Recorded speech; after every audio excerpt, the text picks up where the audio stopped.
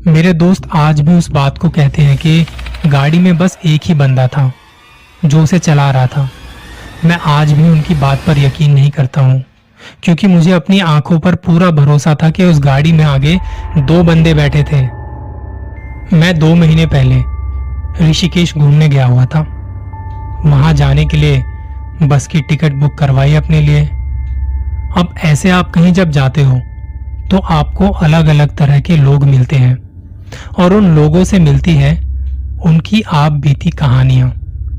मेरे साथ 3 दोस्तों का ग्रुप बैठा था, 2 मुझसे आगे वाली सीट पर और एक मेरे साथ।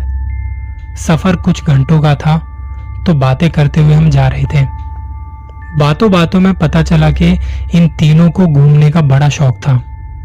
अपनी अपनी कहानियां शेयर कर रहे थे। मेरे आगे वाली सीट पर जो बैठे थे उन्होंने कहानियां शेयर की अपने रियल हॉरर एक्सपीरियंस के बारे में। उनमें से एक ने बताया कि आज से तकरीबन 3 साल पहले की बात है, जब मैं नीलकंठ से वापस आ रहा था। हम 4 दोस्त थे, अपनी गाड़ी से थे और ड्राइव कर रहा था मैं। पहाड़ी रास्तों से उतरने में बड़ा ध्यान रखना पड़ता है और रात का समय था वो, तो ड्राइव करते हुए मैं काफी देर से देख रहा था कि एक गाड़ी जो हमसे आगे चल रही थी, देखने में कोई छोटी गाड़ी लग रही थी, जैसे सेंट्रो या स्विफ्ट। तो गाड़ी लगभग कुछ 200 या 300 मीटर आगे चल रही थी हमसे। आगे चल के एक मोड़ ऐसा आया जिसके बाद लगभग 1 किलोमीटर का सीधा रास्ता था, जो कि पहाड़ों पर बहुत कम देखने को मिलता है। वो मेरे आगे आगे गाड़ी मुड़ी, मैंने उसके पीछे पीछे अपनी गाड़ी मोड़ी, लेकिन हमारी गाड़ी मुड़ने के बाद उस रास्ते पर वो गाड़ी नहीं दिखी। सीधा रास्ता था और सब कुछ दिखाई पड़ रहा था, पर वो गाड़ी या कोई और गाड़ी वहां नहीं थी। हम जाते जा रहे थे, बातें कर रहे थे, तो थोड़ी देर बाद वो गाड़ी मुझे अपने सामने लगे शीशे में पीछे दिखाई पड़ी।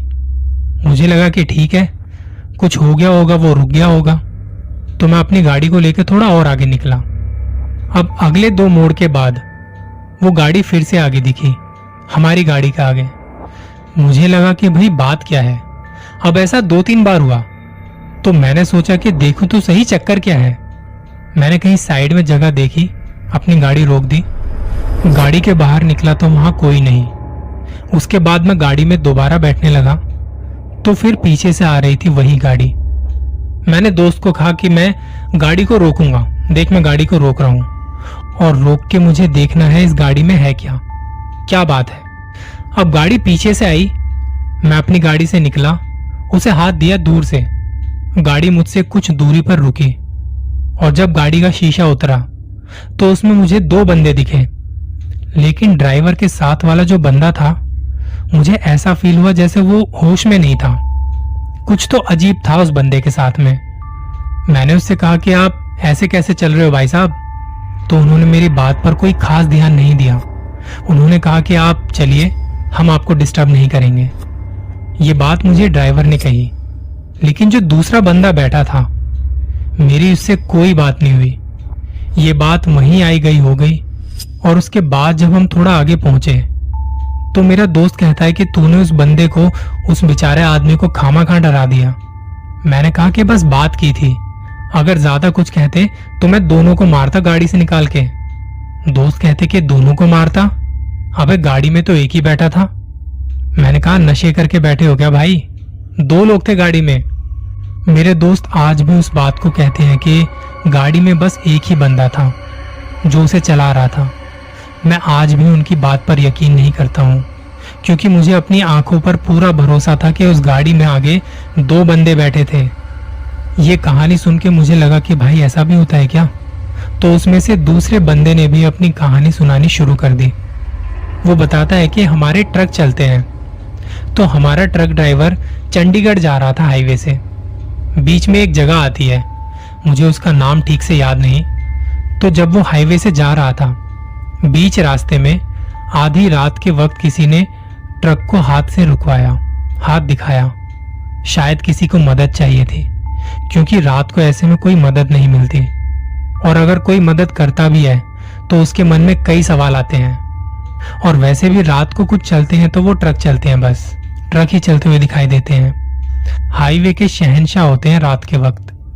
तो जिसने हाथ दिया वो कोई लड़की थी। हमने उसके पास जाके ट्रक को रोका और उसने हाथ के इशारे से कांपती हुई आवाज में कहा कि मुझे मदद चाहिए आप लोगों की। वो डरी हुई थी, सहमी हुई थी। उसका अच्छा खासा चेहरा सफेद पड़ चुका था। तो उससे हमने ज्यादा कुछ ना पूछते हुए अंदर आने को कहा। वो कांप रही थी, उसकी सांसें फूली हुई थी। ड्राइवर ने उसे पानी पिलाया और जो ट्रक वाले के साथ एक बंदा और था, क्योंकि ट्रक में अक्सर 2 लोग साथ में होते ही हैं, चाहे दिन हो या रात हो, तो वो दूसरा बंदा बीड़ी जला रहा था। पर लड़की देखी तो उसने भी अपनी बीड़ी नहीं जलाई। तो जब इस दौरान उस बंदे की नजर उसके पांव पर गई तो उसके पांव उल्टे थे। ये देखते हुए उसने दोबारा से माचिस जलाई और वो माचिस जलते ही एकदम से खिड़की के बाहर कूदी। वो चिल्ला रही थी जैसे उसे माचिस की आग ने जला दिया हो। तो हमारे ट्रक ड्राइवर ने बताया कि उसके साथ ऐसा वाकया हुआ था जो वो कभी नहीं भूल सकता। वो औरत चिल्लाते चिल्लाते वहां से गायब हो गई और दिखी नहीं उसके बाद। ये कहानी सुनते ही सबसे पहले तो मैंने अपने साथ वाले के पैर देखे कि इसके पैर सीधे तो है ना। मैं सोच रहा था कि कब पहुंचेंगे ऋषिकेश। रात के वक्त हाईवे पर पूरी ताकत के साथ हमारी बस चल रही थी। मुझे लगा कि अब शायद सो जाना चाहिए। इतने में मेरे साथ वाले बंदे ने भी अपना किस्सा शेयर किया। वो बताता है कि खेती होती थी उनके वहां, तो वहां पर जानवर बहुत होते थे। तब हम लोग वहां मचान में बैठते थे, कभी मामा जी कभी नाना जी। हम लोग वहां बैठ के नजर रखते थे। तो नाना जी कहते थे कि देखो इनका भी हिस्सा है, इनको भी खाने को देना चाहिए। तो एक दिन क्या हुआ कि हमने देखा कि एक जंगली सुअर दौड़ते हुए बड़ी तेजी से आ रहा है खेत के बीच में। अब ये कभी भी नहीं होता था कि खेतों के बीच में एकदम से कहां से आ जाएगा। और खेतों में ना अलग अलग पार्टीशन बने होते हैं। तो एक पार्टीशन में घुसा तो जंगली सुअर था, अगले पार्टीशन में वो हिरन बन गया और उसके अगले पार्टीशन में एक बड़ा सा पक्षी बन गया। फिर वो जब हमारे मचान के पास आई तो वो एक औरत बन गई और मुझे नाना जी ने सिर्फ एक बात कही कि तू डर मत, कोई आवाज मत कर। तो मैं डरा हुआ सहमा हुआ सा चुपचाप बैठा हुआ था और देखते ही देखते हमारी आंखों के सामने वो औरत एक छोटी सी चूहिया बन गई और वो खुद ब खुद चूहे का एक रखते हैं हम लोग कुछ खाने पीने का, उसमें जाके बैठ गई। वो बैठी इसलिए कि नाना जी कर रहे थे अपना ध्यान और पाठ वगैरह। नाना जी मचान से बाहर आए और मुझे यहीं बैठे रहने को कहा। मैं डर रहा था और अकेले तो और भी डर लगने लगा अब। तो नाना जी ने उसे अपने हाथों से उठाया और साथ में एक बांस का जंगल था, उसे उठा के वहां छोड़ के आ गए। अब ये सब देखने के बाद दिमाग में भी कई सवाल आने लगे, क्योंकि मैं चीजें सीख रहा था उस वक्त। तो मैंने उनसे कहा कि नाना जी ये क्या था, मुझे भी बताओ। फिर नाना जी ने मुझे बताया कि वो एक आत्मा थी जो हमारे खेत की रक्षा करती है और जब कभी उसे लगता है कि नाना जी हैं तो वो उनसे बात करने के जरिए ढूंढती रहती है। और ये जो उसने जानवरों के अलग अलग रूप बदले या हमें जो दिखा, वो सिर्फ और सिर्फ हमारा ध्यान अपनी तरफ खींचने के लिए था। ये सुनने में तो सिर्फ कहानी से ज्यादा और कुछ नहीं लगती और इसका सबूत भी देना बड़ा मुश्किल है, लेकिन ये सच्ची घटना है जो मेरे साथ तब हुई थी। तीनों दोस्तों ने अपनी अपनी कहानियां सुनाई, जिसके बाद मैं सही बताऊं तो थोड़ा सा मैं भी डर गया था, क्योंकि रात के अंधेरे में चलती बस और हाईवे पर दूर दूर तक आपके अलावा वहां पर कोई नजर नहीं आ रहा था। ऐसे में हालत तो खराब हो ही जाती है। मेरे साथ वाले बंदे ने कहा कि भाई देखो अभी सफर थोड़ा दूर और है, तो क्या आपके पास भी अपना कोई किस्सा है, आपका कोई एक्सपीरियंस जो आप हमसे शेयर कर सको। मैंने कहा कि मेरी कहानी या कह लो कि मेरा एक्सपीरियंस थोड़ा बड़ा है, वो आराम से वापसी में आते वक्त आपको सुनाऊंगा।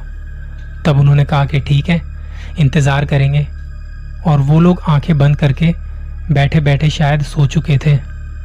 मुझे याद आने लगा था अपना वो किस्सा जब मैंने वो सब महसूस किया था, या शायद सच में था वो मेरे साथ वहां पर। इसके अगले भाग में मिलूंगा उसी कहानी के साथ। अपना ख्याल रखिएगा।